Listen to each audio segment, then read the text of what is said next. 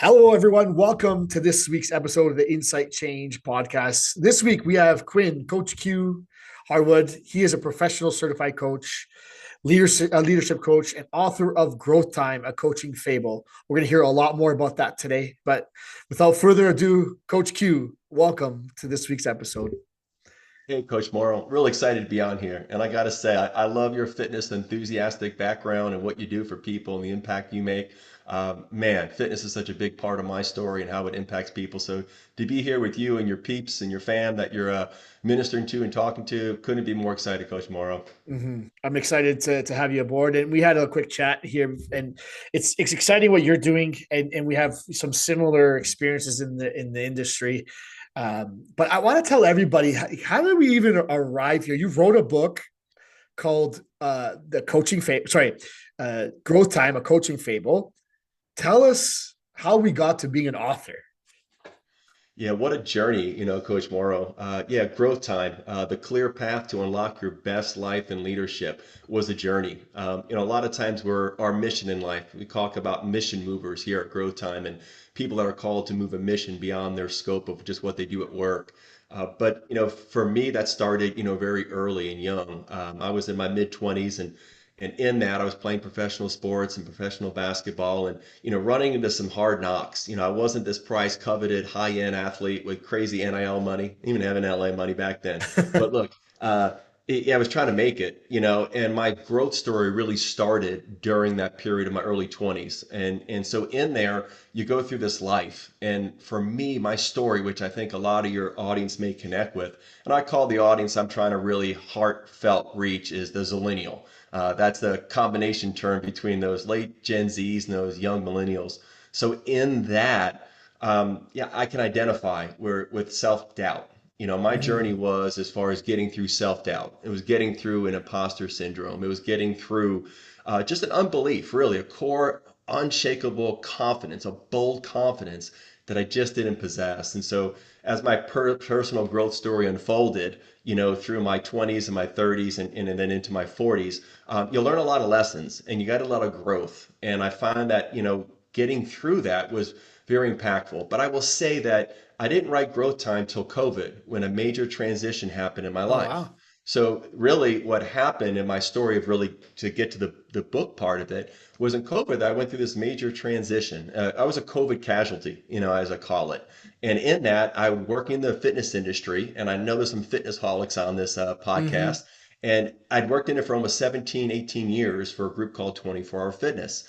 Big box retail. They were a huge brand in the business for a while, but they took some hits and competitors came in. But in that journey, like COVID, we want to forget it. Like we want to just like not remember it, but everything shut down. And so the business shut down. I was a mid-senior level manager out here in Austin, Texas, running Austin in the Midwest market for them. And really, they went bankrupt and they Hmm. reorganized their whole portfolio and they eliminated my job and closed almost all the stores I operated. So that Hmm. created like a COVID casualty. You're sitting here in your, kind of early mid 40s, like, man, what is happening? What does it look like? But I will say it was also a blessing in disguise because in that, I'd always felt a call to be a different level mission mover, just a different level mission mover in my early 20s. And I needed to get a lot more clarity on what that looked like. But there was always something in me that wanted to do something more impactful, make a bigger impact, create change. And so it was always brewing in there. And I didn't really have the pieces to the puzzle to make that work. And lo and behold, during COVID, went through this change and I worked with a coach. And for me, my faith is a very important part of my story. And I prayed about it, got together with I call Coach G, Coach God. He runs a pretty good team organization. Hmm. And, with him and the coach, I got into this life coaching journey. And Hmm. then I had really kind of like an epiphany, a vision, clarity that, hey, you got to take all the lessons you've kind of learned and package them because they helped you build confidence through your life, even when things weren't going well, even Hmm. when you think you're stuck or you're stagnant. And that is the crisis mode for a lot of the people I coach, Coach Mario, that millennial generation, is they could be like in doing great in their careers. They could be a gamer, a programmer, a financial expert. But what happens is when you feel like you're stuck, and you feel like you're stagnant, that's like a death sentence to someone who wants to move a mission. And Hmm. so that destroys your confidence. And then you don't play life big, you play life small. So I'd taken all these lessons and I felt like there was so much built in up in me and how to still live a confident life and take bold steps forward, even in the crisis. And as I reflected upon it, the journey of growth time came out. How do I really impact the next generation is something that's been so close to my heart. And I know a coach, one of my great motivators is to grow and develop leaders' lives. And so in that, the concept of growth time, and literally it was one night, Coach Mauro, and one night I was probably up to like 4 a.m. I Wow. sketched out the whole concept of this growth time journey. It's 3 steps of personal growth through life and 3 through leadership. It clarifies the path easy for a person to follow, and it's really transformational.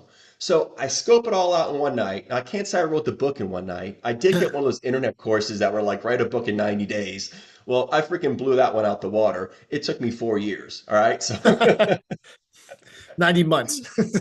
yeah, yeah, it was quite a bit of time. But Yeah. what I found through that journey as I started coaching more and life coaching and leadership coaching the people I wanted to help transform and change, all the growth time lessons and the story of growth time really help people break through that doubt and really help them break through their insecurities and really help them navigate imposter syndrome and really go, oh my gosh, there is a bigger mission for me and I need coaching to figure out how to go further and faster and either get clarify what it looks like for my life, or man, I need more skills to drive that vision so I can actually see success. So that is one heck of a long answer, but I figures for the audience, I'd give some backdrop around it. But yeah, that's kind of how the Growth Time book started. You know, a lot of it Mhm. starts out of your personal pain, and then out of your personal growth, you can become like, say, like an authority, but then you test it. I tested it through coaching thousands of sessions, and when you see people get these great results, you're like, dang, Onto this could something. really make an impact, you know? Yeah. And that's really where it came from, Coach Morrow. Yeah, you said something that sparked my interest. You said the sort of imposter syndrome, and this was something that I struggled with for a while as well. I'm curious, like what do you think creates that feeling of I'm a fake, I'm an imposter, and how's a general person overcome it? Because I know the way I did it is not sustainable, but I'm wondering. Yeah, I'm curious. Yeah. Imposter syndrome, it's always prevalent. It's there.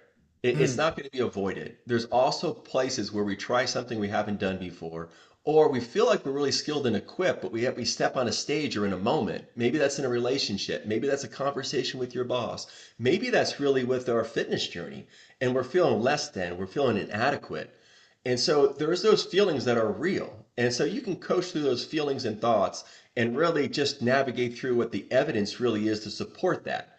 So part of the growth journey or addressing growth gaps in our personal wellness is understanding where we're kind of falling short or where we're kind of not connected to or where we're feeling less than. And we kind of coach through those gaps. So what I've seen in people and coaching through it, there's really a couple frameworks. And what I've experienced in my life and what I've kind of coached through with growth time is it really comes down to, markers in your identity. And so identity is such a big component. And obviously identity is at center stage in our whole culture that we work with right now. But identity is one of the things that is attacked in the imposter syndrome. Like that feeling of, "Ugh, I don't measure up, I'm not worthy enough, mhm, I can't do this." But with strong markers of identity, and then a strong, what I call empowering belief system, and then with good habits that relegate to us self-managing ourselves, man, there's a lot of breakthrough people experience and overcome that hurdle and really move their mission forward in powerful ways. So those are kind of like the three markers, and I probably just gave a snapshot of the first kind of 3 sections of the book, Growth Time, mhm, but mhm, that's the journey. And that's the journey. I will say what I've experienced too, Coach Morrow, is that um, it's kind of like fitness, right? And I'm a fitness holic still to this day. It's like growth happens and change happens when we become very intentional with what we're doing with our fitness. You don't mhm. just wake up and lose 20 pounds. You don't wake up and lose 100 pounds. You don't wake up and get your body fat percentage down to a healthy range, of say 17 to 21% for the average female, right? It just doesn't happen. And the journey is intentional growth. Then it becomes, how do I intentionally grow past these unseen barriers? I can see my physical being, but how do I grow past these unseen barriers that are preventing me from all I'm called to do, from all I feel created to do, from the mission I'm supposed to move? And so the intentional growth and really knowing how to pinpoint that, just like with fitness, right? If you're Mhm. going to develop a fitness program to get a result, it's the same thing with that intentional growth. That's how you break through imposter syndrome. That's how you break through self doubt. And it's the journey. It's the journey Mhm. we all walk through and we have to live through. But dang, man, when we do it, man, it blows confidence up. Mhm. Have you ever experienced it yourself? Oh my gosh, every day. Mhm. Probably just 10 minutes ago, too, right? Before I jumped on this podcast, right? Yeah. You have that moment. How does that feel? I think, I tell the story of breaking through self-doubt or the revelation of it because sometimes we don't see we have something, we're not aware of where we are. And so I was playing after college, I had a chance to try out for the Los Angeles Lakers. So I'm out there Wow. in LA, and at the time, there was this kind of 18-year-old kid probably arrogant, cocky, and we're practicing after practice shooting, and he's telling me he's a better shooter than me, and I'm like, no, you're not, and I'm 4 years older than you. How dare you think that?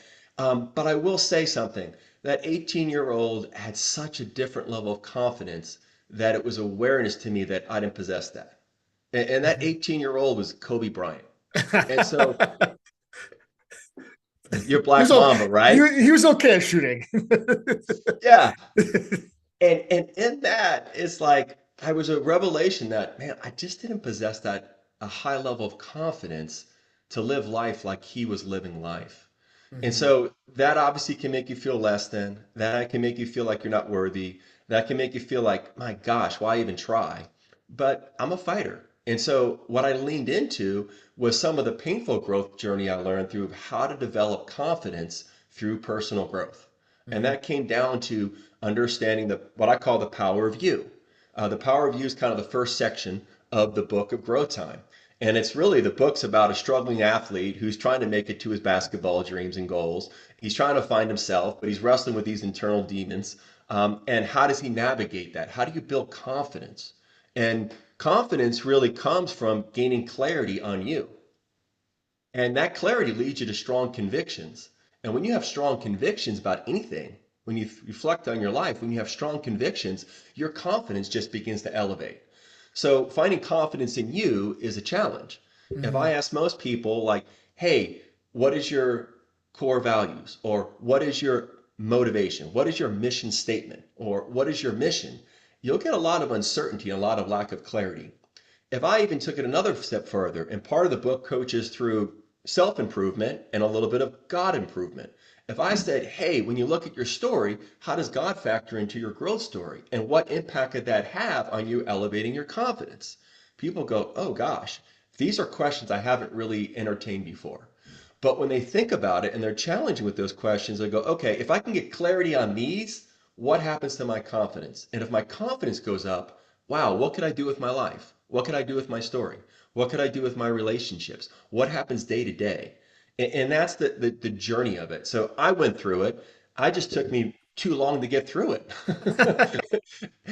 But in that, once you break through, it's like, okay, I can coach people the measurable ways to get that, to get strength in who they are, and to get strength in the power of you, and understand that. And that's powerful. And that's real powerful. So you said that it took you a long time to get there. So you feel like average person should take how long to get there?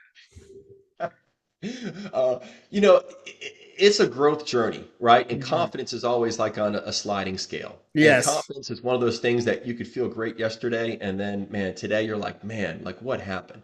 But when you have these anchors in your life, and those are the anchors I had to personally go through. There's a journey, and not to go too deep into it, but in the book, I talk about your purpose plan. And these are identity markers. And the stronger your identity is, the more anchors you have in your life, the more strength you have because performance doesn't sway you as much. People's opinion of you doesn't matter as much. How often you scroll social media and compare yourself to it doesn't matter as much. You go back to these identity anchors. And part of the identity anchors is being clear on what your mission is, your extreme core base motivator, your why. Simon Sinek made that popular. What's your why? Mhm. Informs the Mhm. corporate culture. And in that, but there's a why within you. Like there's a deep motivator within you, and that's got to be clarified. And then you look at your values. When you have some of these parameters marked out strong, then your behavior starts to change. Then your behavior starts to be repeatable. And then when like the storms and the difficulties and the bad relationship and the boss chewing you out or the promotion didn't come your way, when these things start gravitating to you, you go, okay, here's the anchors. I'm not going to be moved by that. I'm not going to be Mhm. swayed. And when you're not swayed or moved, what happens? Your confidence goes up. And what happens? You actually do more in life and navigate those transition seasons in life better. And you Mhm. can continue to be a mission mover. So it just took me years to consolidate all that. It was probably a growth journey that was probably 6 or 7 years. But what I think is valuable is that when you coach to it, you're like, gosh, this may take some time to break some old patterns, some mindsets, and kind of the neural patterns that work through our mind. And in that, people can get a strong sense and a base of confidence sometimes within 6 months to a year. And it Mm. reframes the way they view themselves, their lives, and that's transformational, like transforming your thoughts, transforming your mind. And that creates a huge impact. Speaking of confidence, I mean, you spoke about Kobe, who at 18 years old, that's very confident. What do you think feeds into someone's like level of confidence at that age compared to somebody who maybe doubts themselves until they're 25, 30, 35, 40? What feeds into the lack of confidence is it's a little different this day and age, I think. I think what Mm-hmm. feeds into lack of confidence is the messaging. I think what feeds into it is like the what's out there in our culture. I think when you run into it, how much time you feel people are in front of social media and screen time, and how much they're valuing other people's opinions and other people's viewpoints.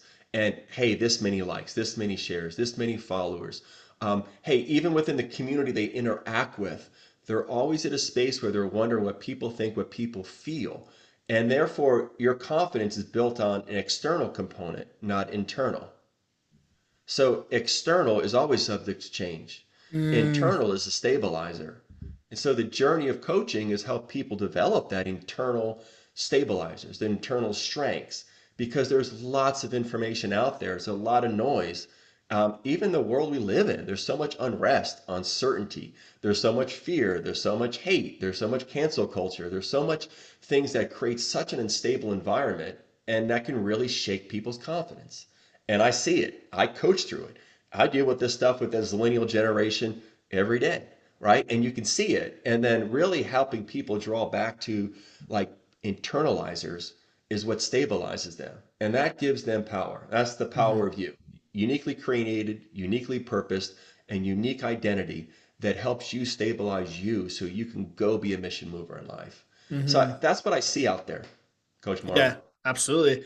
No, I mean, someone like Kobe probably had that feedback too, realizing how well he was able to shoot and practice and all that. I think that gave him that internal confidence because from what I heard, he was practice, practice, practice all the time, right?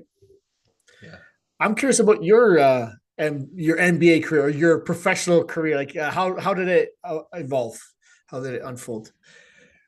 Yeah, it folded up, man, is what happened to it, Coach Mauro. Well, you It played definitely in folded college, up. right? Yeah, I played college. I played college at Davidson College. People Mhm. know that from Steph Curry. I always joke that he was the second best shooter ever out of college, but people don't really get that joke after a while that I was number one. But Yeah. hey, that's a farce. Uh, but in that out of college, I thought I might get drafted. I had some interesting tryouts. In the pre-draft camp, didn't get drafted. Had some tryouts with the Lakers. I didn't make that team. They took Kobe over me, which is probably not a bad pick. I mean, I get it, Mhm, right? I mean, you mhm, probably can mhm, go further, faster with Kobe. But after that, I went and played in what's called the CBA. That's kind of like your modern day G League. They mhm. were kind of obscure towns in the Midwest that we played. I played in Omaha, Nebraska, Yakima, Washington. We used to play these games in Sioux Falls, South Dakota, man. Oh, it was frigid. Sioux Falls, my shout out to you if you're on this, but my gosh, whew, get out. But saying that, after my with the Clippers, I had after my fresh rookie year playing in the CBA, I made progress. And I will say one of the defining markers in my year in the CBA in Omaha, Nebraska, right out of college, is my faith story really began there. I had a really massive conversion to Christ, to Jesus, and I became a follower of his during my early 20s. And that was a huge catalyst to get into personal growth and to get clarity on me, understand what I didn't understand about like divinity and God and what that worked or how that intersected with my life. And that was transformational. And in that, that was part of building confidence in me. Hmm. Confidence came out, and by the end of that year, I'd signed a contract with the LA Clippers. Went to training camp with the LA Clippers. I played great in the summer leagues with the Milwaukee Bucks, but I ended up signing with the Clippers. And I get to camp with the Clippers, sign my contract, we're ready to go. This is going to be awesome. I've arrived and getting to my dream. And then, boom. I go up to dunk, come down on someone's ankle, boom, blow up my ankle, and boom. I should have broke it. It'd been easier. If it would have Yes. torn ankle or tore ligaments, it was a Yes. hot mess. So after that, perseverance was part of the lesson. Um, I went back, rehabbed it, probably came back a little earlier, and I went back to the minor leagues after that, after I rehabbed. I didn't have this guaranteed contract. It wasn't like a megastar, right? And so in that, went back to play in the CBA, and boom, tore up my quad tendons. And that was like a 6 month rehab. Went to the Philippines, played in the Philippines, man, landed on someone's foot, stepped on someone's foot that time, rolled the other ankle. And then boom, went back one more time to CBA, and then I ran into all these back issues. And the back issues, disc degeneration, L4, L5, sciatic pain. It was just, man, it just became an incapacitated season of my life. Hmm. And so that kind of like was a derailment of of your goal or your dream. So people say it's the NBA and your goals of professional sports, but the reality is that people who are listening, they're in the same spot. Like there's that person who's 25, 26 who has a dream to be an entrepreneur. There's a person who has a dream to be a creator. There's a person who has a dream to be a gamer. I got a good friend who's a gamer, man. He kills it on YouTube. But like they have dreams and goals. Maybe it's a financial role, to be a CFO. Hey, to navigate a corporate culture and make an impact. But they've come up short, right? Or they feel like they failed, or man, sometimes life just like hit them, not even their own accord. They get hit with what I call a life quake, and all of a sudden their life is upended. That happens to everybody. It doesn't just happen to someone who's trying to pursue this high-end Hmm. professional basketball dream. It's what's happening in that millennial generation every day. But in that, there's still a bigger purpose for that person, is what I found. And there's still a mission that moves you outside of what you do. And that's the key goal. If we're always consumed with what we're doing as a validator, then we're really on stable ground. We're on shaky ground because we're always going to be validated by if we perform or don't perform, if we get results or don't get results. And so that was a growth lesson for me. How to Hmm. still show up and overcome life when you're not getting hit with any roses. You're just getting hit with thorns. And Hmm. so that was another growth journey. We kind of coached through that, what I call the power of beliefs. And that's kind of the second growth time lesson that's you'll find in the book as well as far as a good read. Hmm. Yes, I think everyone's got to go through that experience where they're striving for something, and maybe something outside of their control derails those efforts, but creates that resiliency, creates that perseverance that maybe serves them better at another aspect of life. Sure does. So with exiting the basketball career, you ended up in fitness. Is that correct? I did. And How'd that happen? and that brings us to like the fitness world, right? Where you've Mhm. got like a group of fitness holics or striving fitness holics, that are probably listening in and they can relate to some of the personal growth themes that are underneath it. But then they also relate real well to one of the catalysts is physical wellness and being. Like we don't Mhm. reach our potential. We're never going to be our strongest or best unless we kind of navigate our physical well-being. Like when you're in great shape, when you're in peak performance, that helps your confidence you know and what I saw was that fitness was a pathway to help people reach their potential. Mhm. I'd known through going through a lot of therapy and rehab that the value of those programs and that training. I was also a biology major. I was pre-med in college, so I definitely had an inclination to, hey, health, wellness, well-being.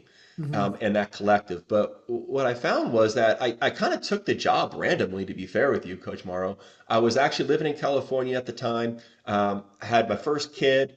And, in that, the basketball world wasn't coming to, it was just almost like a ghost. And you need to work, you need to make money. And so Hmm. there was a 24-hour fitness center that was opening up right near me. I said, well, you know what? Opening. They paid great commissions at the time. It was beautiful. And in that, I said, I'll just start doing sales for them. I'll do that for 6 months and I'll take one more shot in the summer leagues. Well, that never happened. But what happened Hmm. was I was really good at fitness and I was really good at Hmm. inspiring others. I became like their leading salesperson. And, by God's grace, I'm still ranked number 5 all time in the company history in terms of Wow. sales. I still coach to it, right? So I coach a lot of business owners, and a lot of times I find I'm coaching business and leadership, but I'm like, man, they just need some sales skills, is what they really need. Yeah. So I end up coaching through that component of it for sure. But that got me into the fitness industry. It got me into the fitness industry. I blew up a great career in sales, and when you score points, people love you and they give you more opportunity. And that started to grow a career. And then it turned out I was probably, pretty good at teaching and training others. That's probably why I became a coach at some point too, right? Hmm. But like in that, that became a moniker. I got into the leadership, got into management, and really that transition to me, like in my early 30s, Coach Morrow, is that I fell in love with leadership. And that's the second half of the growth time journey. If you really want to be a mission mover, you've got to be strong in life and leadership. And Hmm. leadership is all about how you influence and inspire others in action. And I fell in love with leadership. So I started gorging on all these leadership books, like the John Maxwell's, the John Gordon's. Recently, I love Atomic Habits. I know it wasn't back then, but it was great. And I started gorging on these personal growth leadership books. Patrick Lencioni, Five Dysfunctions of a Team. And so I started growing in all this leadership space. And I started to say, wow, like I'm impacting more people as I develop leadership skills and I'm helping more people develop their goals and their dreams and careers. And I fell in love with leadership. And really that was the ends to the means, is that by doing that and then kind of coaching through it, because that's important, right? When you talk about running a business, running your career, is you need leadership skills. And so going through that, it was just a progression for me. Hmm. And that's where the journey continued to unfold for me, is really developing leaders, and helping develop their life and the leadership skills they need. And that built confidence, right? Once you have leadership skills, Hmm. you build a ton of confidence to make more of an impact. Yeah. And that's important. It's an important part, as you know. Yeah, and then this sort of all circled back to working with people who are in the late millennials, early Gen or most Gen Z. How did that part come about? I think it really started from pain, Coach Morrow. I think, growing up, it was a challenging environment. I mean, there were some great things my parents taught me, and there was some challenging adversity we went through, growing up. And I think out of that, there was a fire, there was a pain, there was a disappointment, there was a disenfranchisement, from the family union. And I just was like, man, um, how can I help the next generation? How can Hmm. I really impact them, with everything I do? And so that's been part of my just quest, even from my early 20s. And I think it's a noble place in essence for all of us to look towards, always helping the person one step below you, Hmm. one step below the rung, who's trying to find and climb and claw and make an impact, even for you, right? Like you think about people that are one step below you and how you can impact them. So I think it stemmed from that, wanting Hmm. to raise up people to give them a hope and a future. And I don't know what it is within me. I can't say I cultivate it, but man, there's just a disdain when I see a frustration, when I think people are just kind of getting ripped off. Like they're Hmm. not reaching or getting their full potential. And there's a group of people that just don't give a rip, but then there's people who are and they do. And they have this vision of being more or making more of an impact or a longing to know that there's significance out there for them. And that's where my heart goes. How can we Hmm. reach them? Because they're going to be mission movers and then they'll Hmm. continue to impact their communities, their families, their homes. Hmm. So I think somewhere in there, it just kind of was birthed in me, and Hmm. once you get it, you're like, man, like you pull for the underdog. I don't know how it sounds, but that's just kind Yeah. of my journey. Yeah, it's fair. And what you said kind of remind me of. Jordan Peterson, where it says like, "We're gonna start to change the world. You got to start with yourself. You got to start with making your bed." Like that's his moniker, right? I'm curious, like, what's something you would, you're at in an elevator and someone's asking for a little bit of help, maybe. Where do they start if they're a late millennial and Gen Zer, and they are struggling, they're looking for purpose, they're looking for uh, somewhere they want to grow, and they're not ready to just give up per se, Yeah. and like. Yeah. If I'm in an elevator, Mm-hmm, I think one of the coaching skills you learn is just to be very curious about people. And mm-hmm, oftentimes it's the curious questions you ask that exposes what's on their mind or what's on their heart. mm-hmm, And once you can hear what's on their mind or heart, somewhere as a coach, it gives you some thought about where they are. And mm-hmm, once you know where people maybe are, that's where you can layer in a thought of encouragement or layer in a thought of suggestions or give them an idea that help make them have hope and hope for a better today or better tomorrow. So that's mm-hmm, really just kind of like a word of hope or encouragement or a thought you may give in an elevator.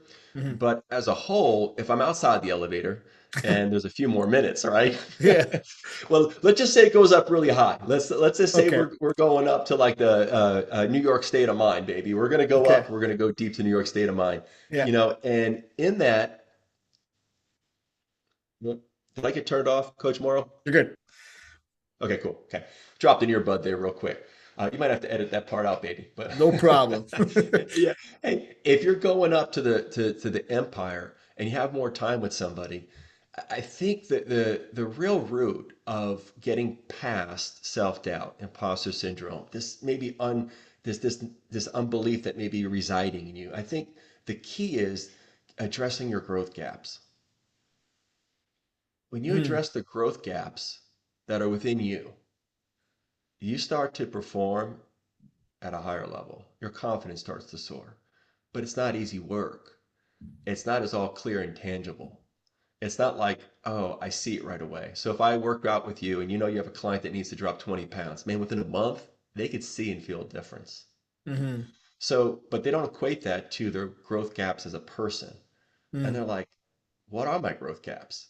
That's the journey. That's the journey of coaching. That's the journey of growth time, helping you get clear on where the major growth gaps are and mm-hmm, then giving you tools and resources to break through those. So you build, so you grow, so you evolve, so you build confidence. And when you have that, man, anything's possible for you to do. Really. mm-hmm. I mean, as far as moving your mission, you're not going to be an NBA player, right? But hey, it's still possible. Maybe some are out there. You said growth gap, and to me, that's like it's an opportunity for improvement. That's what that is. Maybe somewhere that if they showed up that area of their life, that they would be further ahead, so to speak. It is. And what I find in the coaching journey, now 5 years in and graciously have coached thousands of sessions, is that we're not aware of them. We're not. We're more aware of our symptoms. We're more aware of like if I got a cold, I sneeze. We're more aware of the anxiety. We're more aware of I'm feeling unsettled. We're more aware of there's a sense of hopelessness today. Mm-hmm. We're more aware of I got to keep fighting and I got to put my cape on. I've got to go Captain Marvel or I got to go Superman on this joint. But we're more aware of that than we are of our growth gaps. And so awareness is always the key. And once you start to get aware of like, oh, okay, that's where an opportunity is. It's like this light bulb goes on. And just your awareness makes you want to make progress to advance or change or shift that. That's where it all starts. That's what the whole lens of coaching starts with is helping an awareness. Like I'll deal with a business owner and we'll coach through their business, their strategy, and this entrepreneurial operating system model and we'll help them. But when they get to it, their decision making, if they're not aware of what's preventing them from making certain decisions, they'll just keep stumbling upon the same issue, same issue. Like I recently had a client, a coach, and she owns a gym. And, in that journey, she was just, man, she was struggling with one of the leaders, which is common, right? I'm struggling with someone I'm leading and I'm trying to help them, trying to support them. And as we coached through it, the question came up, well, what is belief is really driving your decisions in this? And she paused, strong-willed, determined, amazing woman. And she goes, holy crap, I'm afraid. I'm afraid to make this decision. Mm-hmm. There is a gap here in my growth as a person because I'm walking in fear to make this decision. Now, had we not navigated through that, the business would have just stayed where it was until she broke through this vision of, there's a growth gap. And my growth Hmm. gap right now is dealing with this monster of fear and all the things that lay behind fear, not as an entity, but all those constructs that hold up that entity, right? And those constructs that hold up those entities have to be kind of taken down, and that's a growth gap. And then Hmm. when that got resolved, started making very bold, confident leadership decisions, and guess what? Things changed in the business. Hmm. So it's those growth gaps that sometimes we aren't aware of, but can have really massive impact with it. And that's really the journey when it comes to life and leadership. Those three components, those are what I really address the major growth gaps. And then there's growth zones within the book of Growth Time that kind of navigate that clear path. And that's why the subtitle is The Clear Path to Unlock Your Best Life in Leadership, Hmm. because it identifies you, okay, oh, wow, this is a gap. Or you'll get challenged with certain components of it and be like, you know what? If I do that, maybe these symptoms go away. Hmm. Maybe these symptoms of anxiety, fear, disappointment, discouragement, unsettledness, right? Man, maybe they start to alleviate, and I Hmm. walk with more bold confidence in life. Hmm. Is there a exercise you like to use to figure out the growth gaps, or is it more of an evolved process where it takes a little bit of coaching, some conversation and such? Yeah. There's definitely like when I work with coaching clients, which is powerful, there's definitely sometimes like an intake form, where I kind of poke around some questions Yeah. to understand what their clarity level is. And once I understand where their clarity level is, well, that's like anything. You understand a growth gap. Just like from the physical world where we train people physically. If I do a biomechanical movement assessment on you and I Hmm. can understand where your tendencies are, where your weaknesses are, the imbalances in your body, I go, okay, I kind of know what we need to prescribe as a program to get this person lined up, core strong, stabilized, and functioning well in their movement patterns. Hmm. Okay, great. The parallel to personal growth is very similar. Is once as a coach, or you can help them expose or share or get clear on what they are, great. Then we can go work to address those. But as long as they're unseen, well, we can't make those changes. They'll Hmm. continue to present pain or symptoms in your personal life. Hmm. So what I typically do is in a coaching agreement, we'll kind of do an assessment, but then we'll also spend time just deep diving through and helping a person get clarity on themselves. And that's where we don't spend time with, right? We don't spend time getting clear on us. And so when that happens, it's like, wow, these are the opportunities. And then from there, like any goal of coaching, like you have goals when you set with your fitness clients, like here's our goals we want to achieve. Here's the timeline, here's the goals, here's the scope we want to achieve. Coaching starts off with that. Like, what's the goal of this coaching agreement? What do you really hope to achieve? What do you hope to see happens? What would be awesome to happen in 90 days? And Hmm. let's kind of dig through all that. And then once we work through that, then we coach through the journey to get to those results. Hmm. And that's really where it starts, and that's where the progress made. So that's why I love fitness so much, man. There's so many parallels to the fitness world and the scope of what we do, and Yes. then the below it, right? I Yes. often call us as 3D people. We're physical, we're soul, and we're spirit. There's three layers to us. And if we think we're just going to navigate one and be successful, no. If we think we're going to navigate two, No. no. If we don't have growth in all three areas of us being three-dimensional, Hmm. we are going to come up short in terms of being confidently empowered to move our mission forward. Hmm. Hmm. Absolutely. And that leads me to my question I've sort of been tumbling around my head. You spent some time in the fitness industry. I think it was like 15 years, from what I Yeah. understand. So you see like what works and what doesn't. Sort of a curious question for me. What do you think would have to change in the industry to get more than 16% of the population moving around and exercise? Because I continually seeing this from Ursa every year that at any given time, only 16% of the population is enrolled in some sort of physical activity. It's crazy, our culture, right? Societal. I Yeah. mean, I like the same numbers. It's like 67% of the population, and I know you're in Canada, but I know with America, 67% is either clinically obese or overweight. Yeah. And that's a huge number, right? And that's huge. So the solution to that is solving human behavior, which is not readily accessible, right? But the solution is saying, okay, if this is the problem we're dealing with, Well, then what has to change? Like, what has to change to get people? So you got fitness evangelists, fitness gospel people, people like you that are out there making an impact hands-on. I feel like I make a difference when I coach business owners in the fitness world because they're impacting lives and communities. So it's message, but the challenge is it's hard work, as you know. Hmm. Like it takes work. And as much as there's a softness and appealing part of personal growth, and yes, I've got to like think about my identity and my well-being and break through all these barriers. There's also the part of life where it's a grind. You got to put in the work. And Hmm. America has so much easily accessible things that, man, decisions. And I call it your self-care program. So the third section of the growth time talks about the power of personal liberty. Personal freedom is bought out of having growth in your body, soul, spirit at those three levels. So, and that comes down to self-managing yourself to success. Not everyone's willing to go, I know how to self manage myself to success. They don't. If I Hmm. ask most people, like, what is your practice to self manage you to be successful each day? I'll get all these answers all over the board. I will not have anyone go, one, two, three, here's how I do it. Here's what I've noticed. Here's what I've learned. Here's how I know I self manage somebody. And Hmm. put it in a framework that goes, oh, that's a little easier to follow. That's a little easy to get clarity on. So the culture is built in a sense for easy access, which people love their food. I'm a foodie. I don't know about you, Coach Mauro, but I'm a foodie. I love my food. Hmm. Got to make healthy, good choices, as a whole, and eating clean foods, and I feel better, and people will. But it's not a simple solution. Human behavior is a challenge, but it Complex. does Yeah. start with, man, I got to make some commitments, commitments to my personal growth, commitment to change.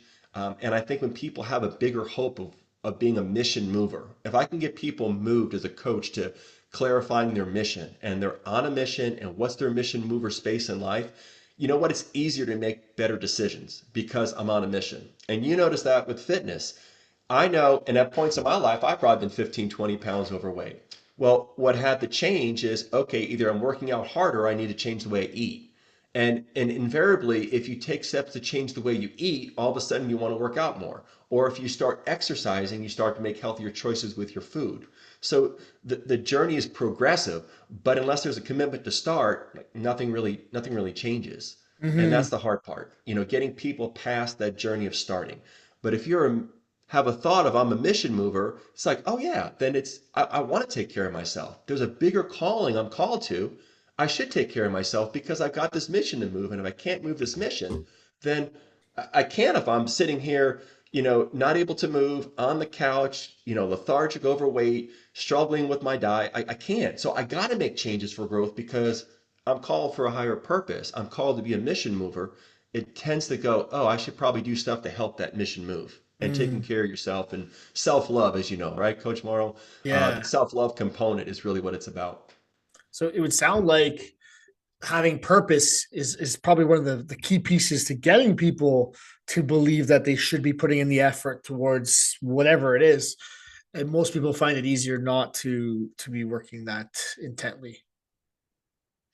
Yeah, and you can look at it just knowing you for a short bit, and I know we only talked a few minutes before the podcast, but I can identify you're passionate and you've got a mission you're trying to move. And even this podcast is really not a moneymaker or a driver in terms of financial success, but your mission is to impact people's lives.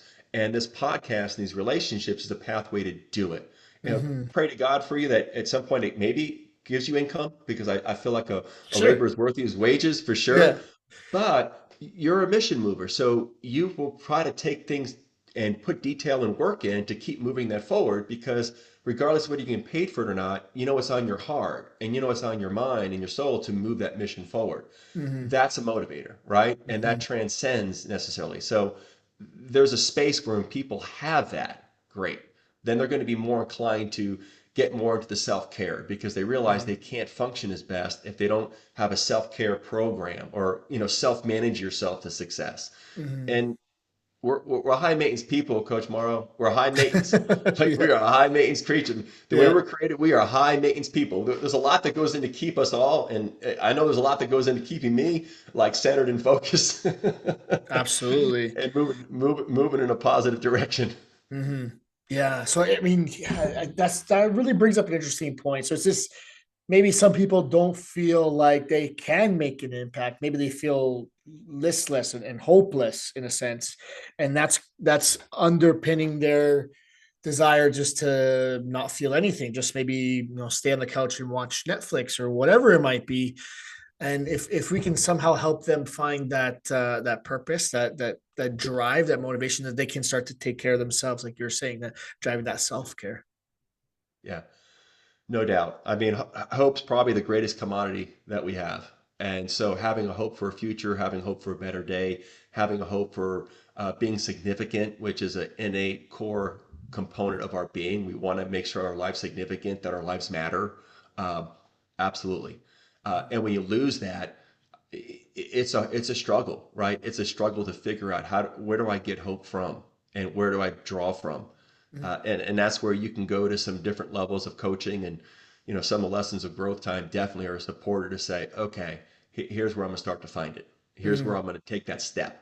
As you know from the fitness industry, right? The hardest step is the first step, is to make that Walking commitment. that door, yeah. Walk in that door, baby. Yeah, First step, walk through the door. And then the second step is put your money where your mouth is and make a commitment, right? Put yeah, something down for that. Put an exactly. investment, put an exchange, right? And and Mm. and that takes confidence. It takes confidence for people to do Belief, that, yeah, right? exactly. Now it's that also brings me to understand why maybe you're working with the younger population, the Gen Zs, the Zillennials, as you call them, because I think uniquely this is a time where we have all this stuff at our fingertips, but there's probably a sense of hopelessness because you can tune into your feed and see all these negative things perhaps, or maybe you're comparing yourself to somebody who's maybe further along, and that's creating some level of inadequacy, feeling like you're not good enough. So I can see why now, and this population is probably the best people to try to inspire and help them find their way. Yeah, it really is. And I wish it was innate just to the Zillennial population. I also work with people that are even in my generation, and without some kind of base, right? It's a human need. Without that kind of base of being here on purpose, being on a mission, and then having the skills and the confidence how to move that mission forward. Like that's where it comes. Like that's where the real impact happens. And I think there's a journey where you have a lot of people that coach to the executive level. So if you're in the C-suite, if you're an executive coach, man, there's coaching programs out the gazoo to help you say, hey, here's how I go navigate being a C-level suite executive. But really, the journey is how do you support through coaching and the power of coaching people who are full of dreams, full of ideas, trying to find their mission, or really just need the life skills, business skills, or leadership skills to move their mission forward, right? And that's where I think the coaching has to continue to progress as a group, as a collective. I mean, it's a couple $1 billion industry right now, the coaching world, and the coaching world is hugely impactful in terms of the space it occupies. But the journey is people looking for these high ticket clients to say, hey, they're going to pay me $30,000 for 6 months to be an executive coach. Great. Okay. But hey, look, it's really that next generation. When they have access to coaching or a coaching program that helps support them, man, that's a game changer, right? Then you're putting Mhm. fire on a little bit of a flame. And this generation is so passionate. Like the next generation coming up, I mean, they're so passionate about making an impact and connecting to companies and cultures that have visions and values.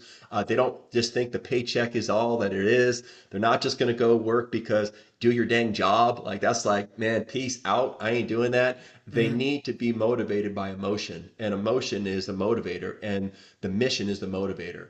And so, in that journey, providing coaching support to that is really where I hope makes my greatest impact. Mhm.